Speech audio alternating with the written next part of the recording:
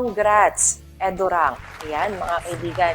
Ito yung patungkol, Jovi, sa report na ipinost natin kung saan ang CLSU ay umakyat po sa rank 15 dito sa EduRank. At ang EduRank, mga kaibigan, ay isang independent metric-based ranking ng 14,131 universities mula sa 183 na bansa. Dito po ay sinusuri ang mga resulta ng pananaliksik, non-academic prominence at impluensya ng alumni ng universities na siyang pangunahing sukatan dito sa EduRank. At syempre, congratulations sa CLSU dahil sa patuloy na pagpapakita ng kanilang kakayahan pagdating po sa sektor ng agrikultura. At alam ko, proud na proud ang aking kasama ngayon na si Jovi dahil aking CLSU yata yun. Siyempre, proud to be. I proud CLSU graduate here.